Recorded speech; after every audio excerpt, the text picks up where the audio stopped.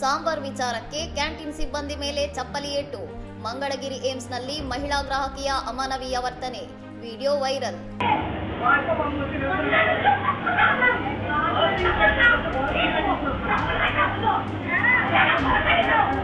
ಆಂಧ್ರಪ್ರದೇಶದ ಮಂಗಳಗಿರಿ ಏಮ್ಸ್ ಕ್ಯಾಂಟೀನ್ನಲ್ಲಿ ಸಾಂಬಾರ್ ಬಡಿಸುವ ವಿಚಾರವಾಗಿ ಉಂಟಾದ ಜಗಳದಲ್ಲಿ ಮಹಿಳಾ ಗ್ರಾಹಕಿಯೊಬ್ಬರು ಸಿಬ್ಬಂದಿಯ ಮೇಲೆ ಚಪ್ಪಲಿಯಿಂದ ಹಲ್ಲೆ ನಡೆಸಿದ ಆಘಾತಕಾರಿ ಘಟನೆ ನಡೆದಿದೆ.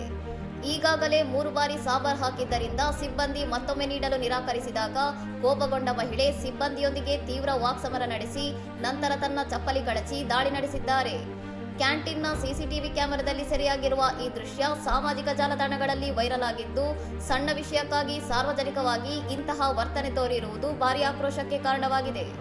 ಸುತ್ತಲಿದ್ದವರು ತಡೆಯಲು ಯತ್ನಿಸಿದರೂ ಕೇಳದ ಮಹಿಳೆ ಸಿಬ್ಬಂದಿಯ ಮೇಲೆ ದಬಾಯಿಸಿ ಹಲ್ಲೆ ಮುಂದುವರಿಸಿದ್ದು, ಅವರ ಈ ಉದ್ದಟತನಕ್ಕೆ ನೆಟ್ಟಿಗರು ಕಟುವಾದ ಟೀಕೆ ವ್ಯಕ್ತಪಡಿಸುತ್ತಿದ್ದಾರೆ. ಯಾವುದೇ ವೃತ್ತಿಯಲ್ಲಿರುವವರನ್ನು ಗೌರವದಿಂದ ಕಾಣಬೇಕಾದ ಮೌಲ್ಯಗಳನ್ನು ಮರೆತ ಈ ವರ್ತನೆ ಆಸ್ಪತ್ರೆಯಂತಹ ಸೂಕ್ಷ್ಮ ವಾತಾವರಣದಲ್ಲಿ ನಡೆದಿರುವುದು ದುರದೃಷ್ಟಕರವಾಗಿದೆ. ಸೇವೆಯಲ್ಲಿನ ಲೋಪ ಅಥವಾ ಭಿನ್ನಾಭಿಪ್ರಾಯಗಳಿದ್ದಲ್ಲಿ ಕಾನೂನು ಅಥವಾ ಆಡಳಿತ ಮಂಡಳಿಯ ಮೊರೆ ಹೋಗಬೇಕೇ ಹೊರತು ಕೈಯಾರೆ ಹಲ್ಲೆ ನಡೆಸುವುದು ಶಿಕ್ಷಾರ್ಹ ಅಪರಾಧವಾಗಿದೆ ಎಂದು ಸಾರ್ವಜನಿಕರು ಆಕ್ರೋಶ ವ್ಯಕ್ತಪಡಿಸಿದ್ದಾರೆ. ಇನ್ನಷ್ಟು ಸುದ್ದಿಗಳಿಗಾಗಿ ನೋಡ್ತಾ ಇರಿ ಸೌರಂ ಟಿವಿ.